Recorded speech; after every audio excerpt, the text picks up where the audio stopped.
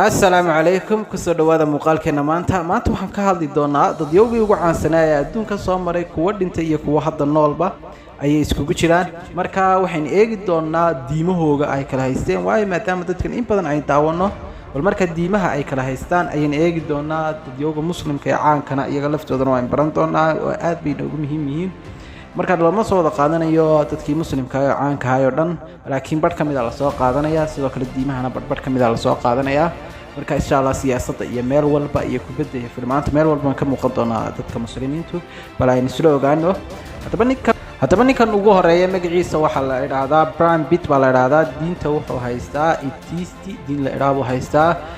Selena Gomez baa ku xigta fanaanadii baa ku xigta iyadana waxay haystaa Christianity Muhammad Ali kalay baa ku xiga feeriyaankii waa muslim ninkan kale Roberto baa lagu magacaabaa isna wuxuu haystaa diinta Jewishka ninka kale waa Angelina waa aktarad caana iyadana waxay haysataa itiisti diinta la yiraahdo Justin Bieber waa fanaan isna wuxuu haystaa diinta Christianity-ga Mike Tyson waa feeriyahan isna wuxuu haystaa diinta muslimka Jackie Chan wuxuu haystaa Buddhist diin la yiraahdo haystaa Christianity waxa haysta ninka la yiraahdo Tom Holland oo isna actor Vladimir Putin isna waxa haysta diinta Christianity-ga Khabi halku ka haysta diinta muslimka Alberta Einstein miyuha Jewish buu haystaa isna adaba ninkan waxa la yiraahdaa Narendra isna waxa haysta diinta Hinduuska Barack Obama isna ku xiga diinta Christianity-ga haystaa Salbey ninkii tukriga ah hodheelaha baasina ku xiga waxa haysta diinta muslimka Stephen Jobs mulkiilaha Apple isna waxa haysta diinta Buddhist-ga la yiraahdo Christianity-ga waxa haysta ninkii Dorag Adam ninka la yiraahdo waxa haysta Jewish diinta la yiraahdo haysta Tiger Woods wuxuu ciyaaraa golfka waxa haysta Buddhism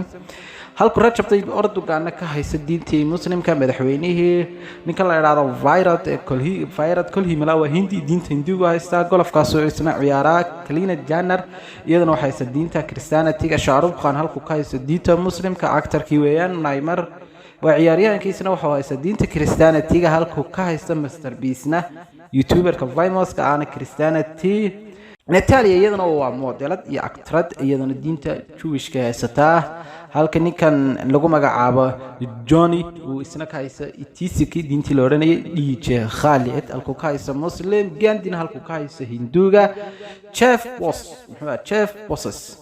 isla wuxuu haystaa waa mulkiilaha Amazon diinta Christianity-ga Mark Zuckerberg waa mulkiilaha Facebook Jewish buu haystaa Lionel Messi waa ciyaartoygii Christianity buu haystaa Oprah Winfrey waxa haysta diinta Christianity-ga waa motivation gabadhan kana waxa lagu magacaabaa Scarlett John iyaduna waxa haysta diinta Jewish-ka waxa ku xiga itiisti waa Elon Musk millionaire-kii Donald Trump isagu waa Christianity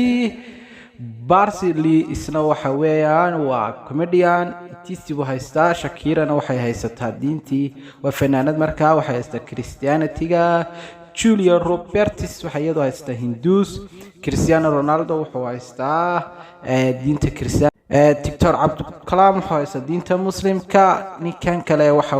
wiilkan kale isna wuxuu haystaa nagu magacaabo Novak wuxuu haystaa Christianity-ga Daniel Radcliffe Danielna wuxuu haystaa diinta itiisiga oo isna waa diinta itiisiga haystaa ninkan kale lagu magacaabo Bolt isna diinta Christianity-ga haystaa Zayn Malik isna waa nin muslim ah marka waa actor Michael isna wuxuu haystaa Christianity-ga ninka waa nin wiilkan waa wiil Hinduusa diintiisuna ay Hinduus tahay waxa lagu magacaabaa Mukesh dalka India u dhashay wiilkan kalena waa Will Smith waa Christianity buu haystaa ninka kalena waa Nelson Mandela isna waxa uu haystaa Christianity maanta intaasaan ku eegi doonaa barnaamijkeennii wabillahi tawfiiq wassalaamu calaykum waraxmatullaahi tacaala wabarakaatuh